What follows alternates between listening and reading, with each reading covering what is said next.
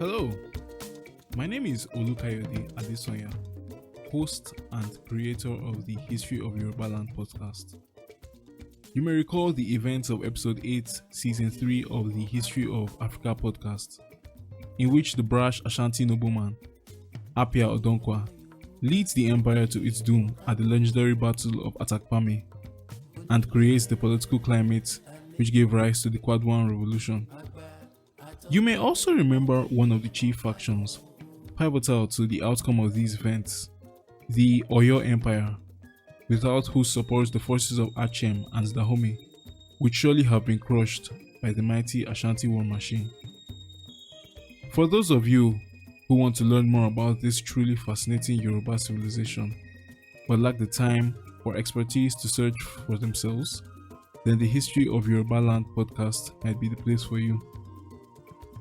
Tune into your platform of choice this Sunday to catch the latest episode of the show, which will serve as an introduction to the Oyo and Yoruba people, their culture, history, and role in the modern world.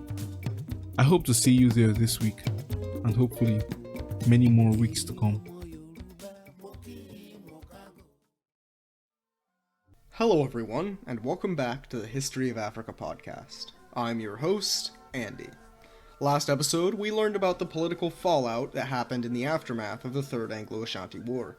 Many of the people who had been long integrated into the Ashanti political fold tried to leave the empire. The Adansi people of the southwest successfully departed from Ashanti influence. Meanwhile, the king of Juaben, the second most important city in the Ashanti Empire, tried to declare his own independence from the rule of Kumasi, only to be crushed and defeated in a hard-fought, grisly reconquest led by Otto Beaufort.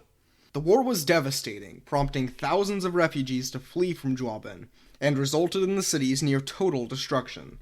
So, where do we go from here? In this episode, the new Ashantahene, Mensa Bonso, will continue to try and continue to fail to reverse the Ashanti Empire's downwards trajectory. Season 3, Episode 27, Reformers and Reactionaries, the Rise and Fall of the Gods' Creativity Cult. Despite how bad everything had gotten, the Ashanti Empire could celebrate a victory in 1875. The threat of Juaben secession had been narrowly averted. Most of the people who fought against the Ashanti government in the war had been exiled from Ashantiman. A small faction, including the Juabenhene Jasi, tried briefly to keep up the fight, ordering guerrilla raids on Ashanti settlements near the Achiman border, as it became increasingly clear in the following months that a recapture of Juaben was unlikely.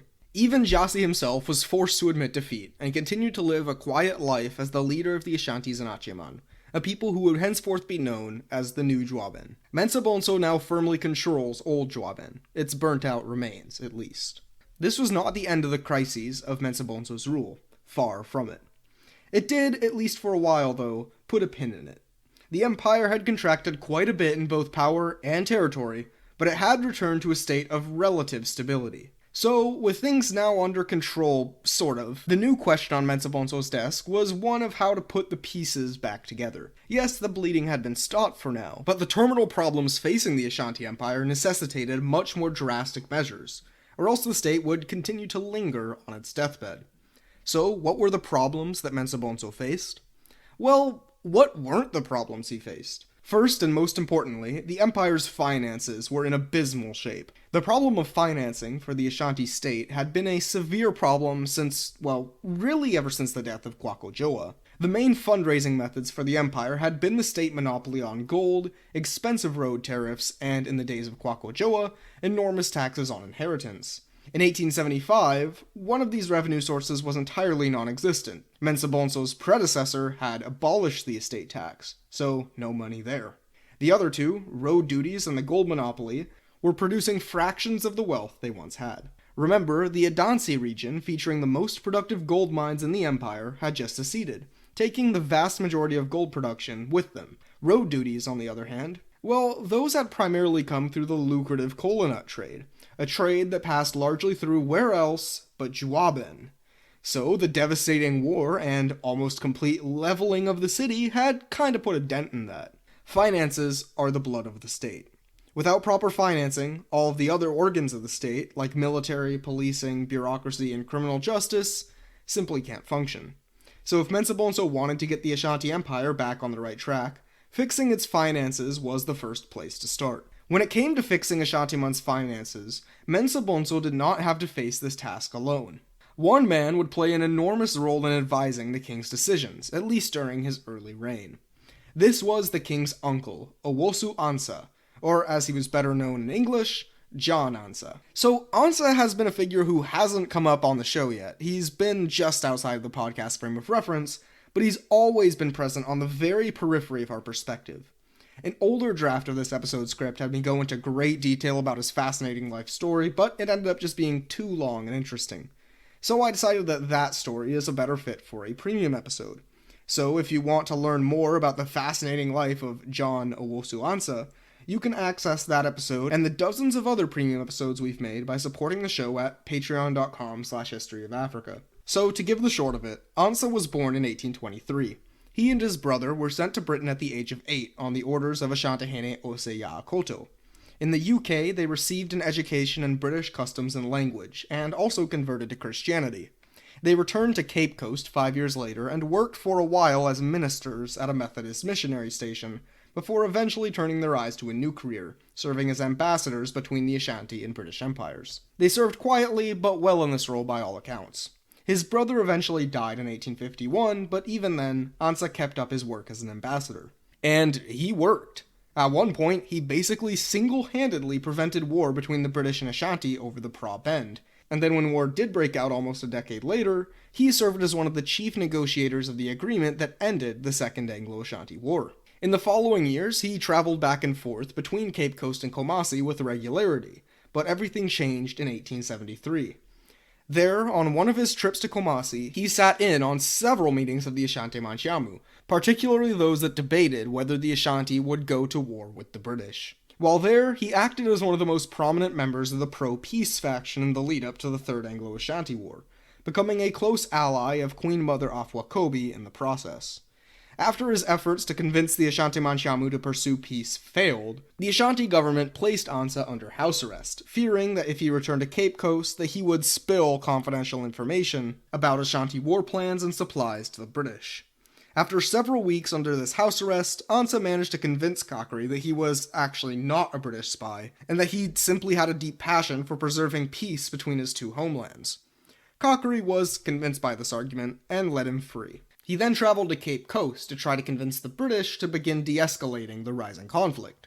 However, Ansah's long stay in Kumasi, despite it being against his will, convinced many people within the British Gold Coast that he was an Ashanti spy. The majority of the British diplomats, including some longtime co-workers of Ansah, were convinced that they could no longer trust him, and refused to take any of his attempts at mediation seriously. His stay in Cape Coast came tumbling down when, one day, a mob of Fanti vigilantes took matters into their own hands.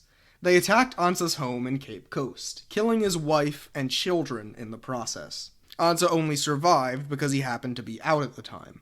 Terrified for his life and angry at the perceived British apathy in the aftermath of the attack, he returned to Kumasi, this time to serve as an unofficial representative of the Ashanti government. During this second stay, he achieved a position of close confidant and advisor to the Asantehene Kofi Cockeri, and after the former's impeachment, Mensa Bonso as well. Most notably, he played a pretty important role behind the scenes in stymieing British attempts to support the Jwabenhene during his recent war against Mensa Bonso. Despite not holding any official government title, this success truly earned him the trust of the Ashanti royal family. While Ansah only possessed substantial experience in diplomacy, he would prove to be quite an influential figure in other fields of governance as well.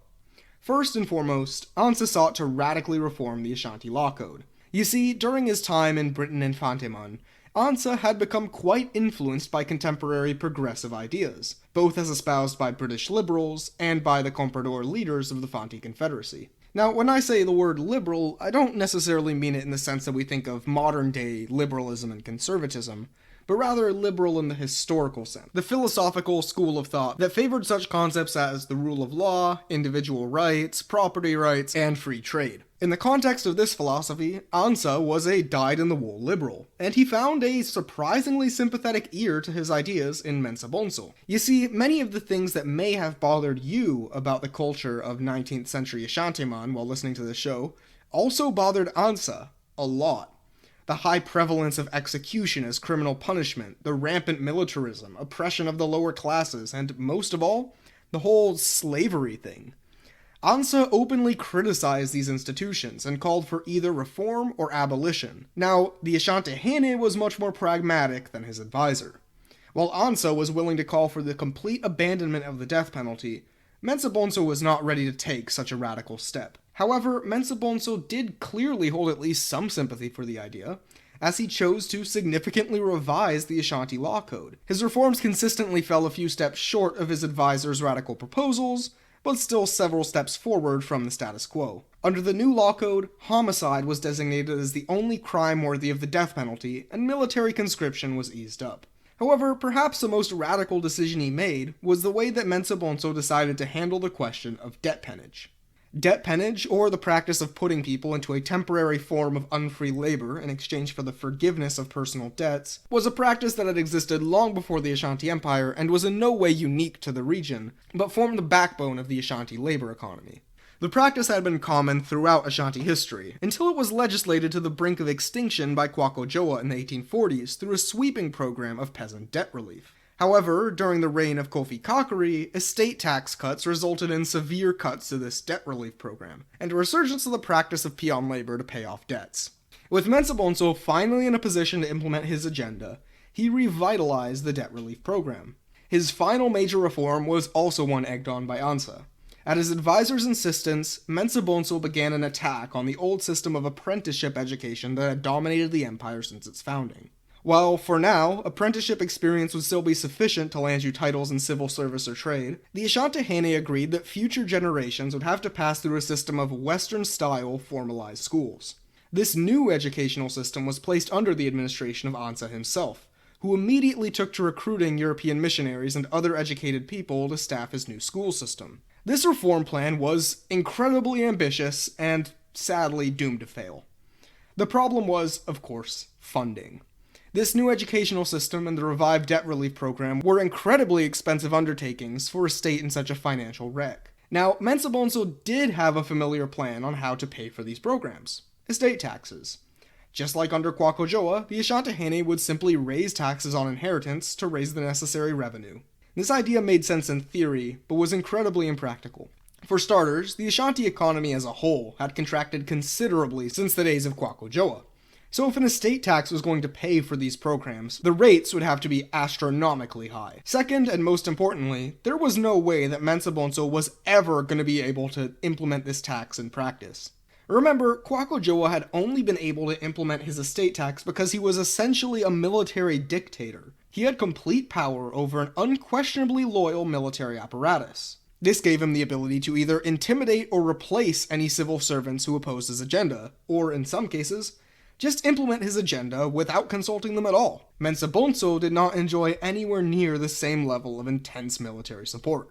Most of the support he received from the military was honestly quite tepid, and better described as loyalty to the institution of the Golden Stool rather than Mensa Bonso himself. Adu Bofor, who was now the most powerful Ashanti general after the deaths of many of his contemporaries in the previous two conflicts, had helped Kakere rise to power several years earlier, specifically because he opposed this dictatorial style of rule practiced by Kwaku Jowa. So there was no way that he would help Mensa Bonso revive it. Not to mention, he had some strong economic interests that opposed Mensa Bonso's agenda. As the de facto leader of what was really the only decently funded part of the Ashanti government, the military, Adu Bofor had acquired a considerable amount of wealth and property. He and his family had acquired massive tracts of land, especially in the largely abandoned countryside around Juaben. Using his immense wealth, he became a prominent creditor, and started manning his newly acquired properties with, of course, the people who he had loaned out money to. So not only would the institution of an estate tax take a great deal of money out of Bofor's family when he died, it would also be used to shorten his workers' time as indentured laborers. From Bofor's perspective, this whole idea was a disaster. So, without the support of the most prominent and powerful military general in the country, the closest thing to an army that Mensa Bonso could use to enforce his new taxes was the palace executioners. Running on only skeleton funds, with few people to enforce them, these policies were doomed to fail. Funding aside, Ansa was struggling in his own way to get the new educational system onto the right track. The immediate problem was one of faculty. It turned out that there weren't as many professional European academics running around southern Ghana as Ansa had assumed.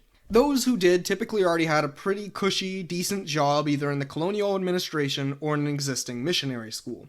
They definitely weren't willing to leave their post for a position as school teacher in Ashantiman, especially considering how the limited funds at his disposal dramatically limited their promised salary. And remember, the relationship between Ansa and his old co-workers in the colonial government had soured a lot since 1873, so they didn't jump at the chance to work with him again. The only people that Ansa was able to recruit were not exactly the high-minded academics he was looking for. The best he could do was a shady group of European gold prospectors, who were willing to trade their time in the classroom in exchange for rights over some of the few remaining Ashanti goldfields.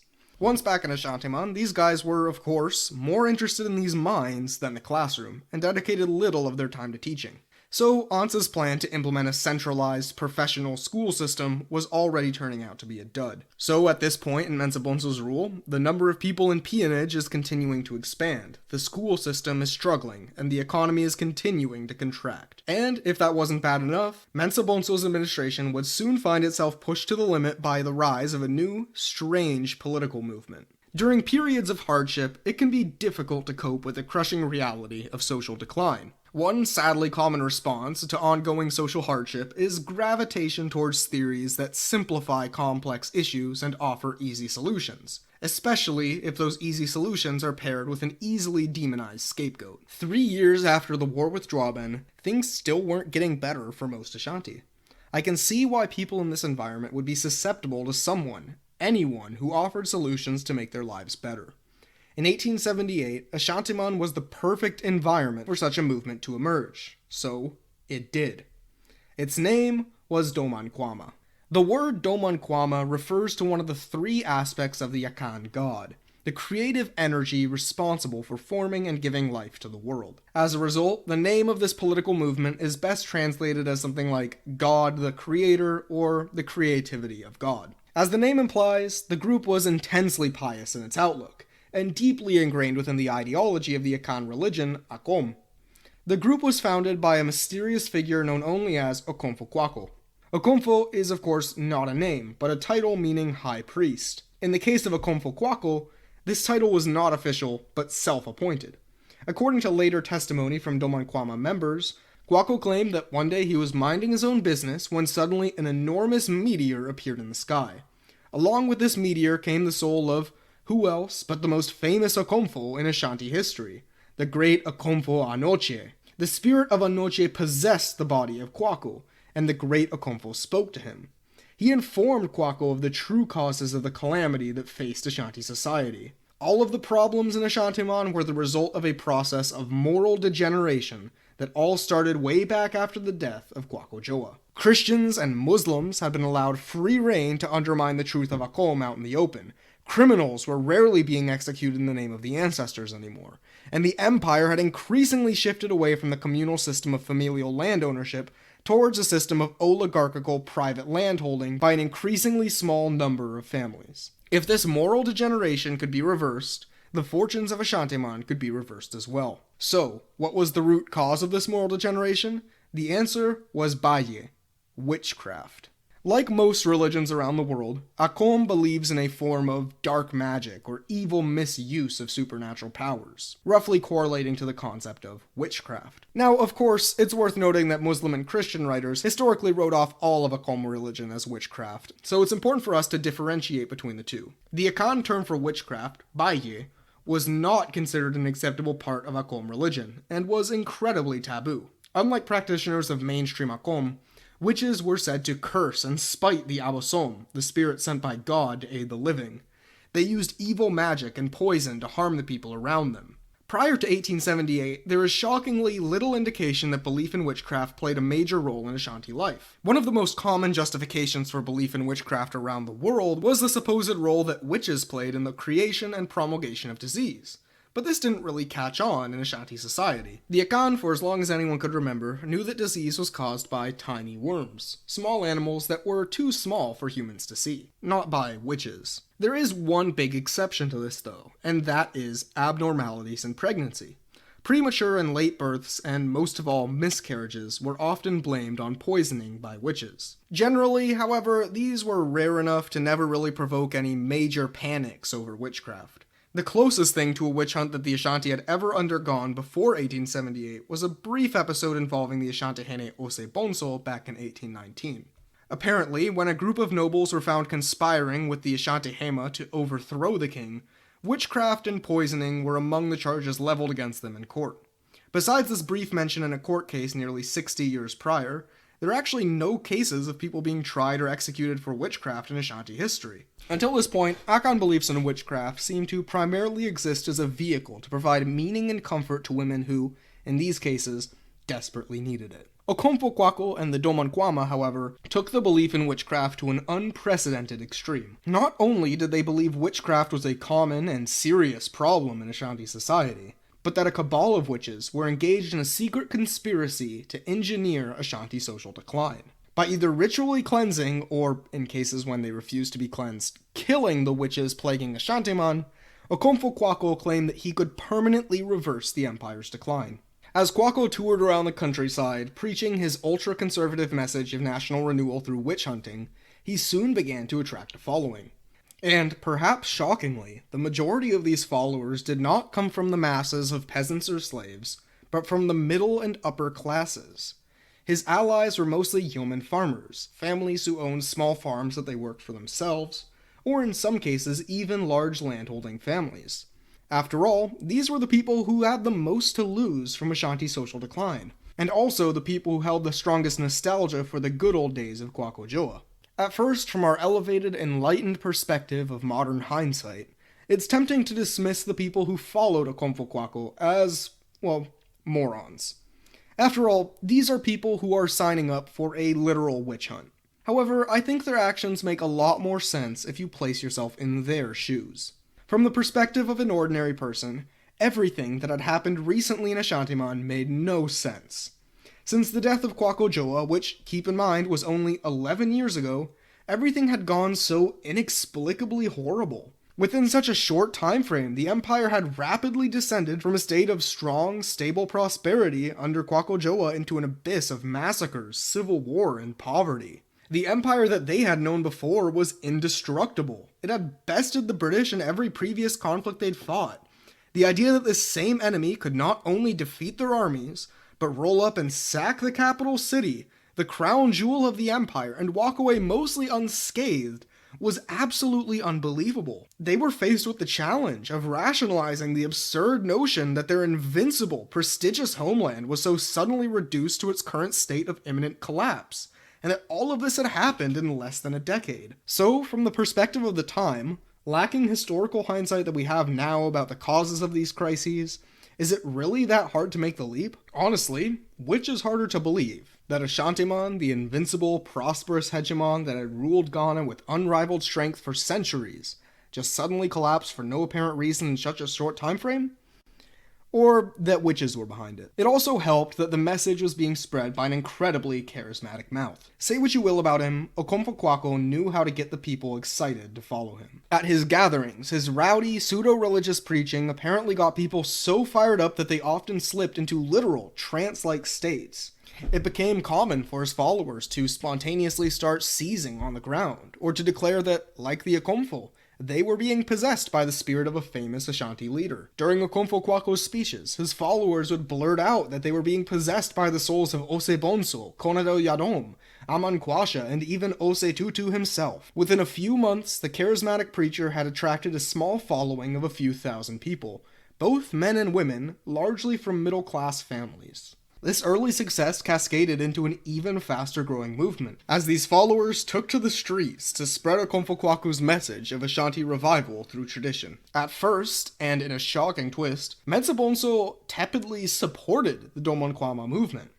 This doesn't seem to make much sense at first. Mensah-Bonsu was a king who was instituting tons of relatively progressive reforms and consulting with an unapologetically liberal Ansa. So what was he doing associating himself with such an ultra-conservative religious movement that hated anything that resembled social reform? Well, it seems that Mensah-Bonsu saw the Domankwama as more useful than threatening. Yes, all their talk of witchcraft can be kinda unhinged sometimes, But the king and Domanquama shared a goal: the restoration of the Ashanti state. More than that, both the Akomfo and Mensa Bonso shared a vocal admiration for the old Asantehene Kwakojoa. Both of them saw themselves as the avatar that would continue Kwakojoa's legacy, and that under their guidance, the Ashanti state would return to the prosperity that it had experienced under Kwakojoa. Sure, the Domanquama might be a little confused, but Mensa Bonso thought he could definitely use their intense energy to get some of his reforms passed. This would prove to be a huge mistake on Mensa Bonso's part. You see, while he and the Domanquama agreed vaguely on the idea of returning to the status quo of Kwakojoa, that meant very different things from each of their perspectives. You see, Mensa Bonso is, I guess, what we can call an authoritarian progressive. He believed that the Ashanti Empire needed to reform if it was to survive, and that this could only happen if people could just shut up and listen to him.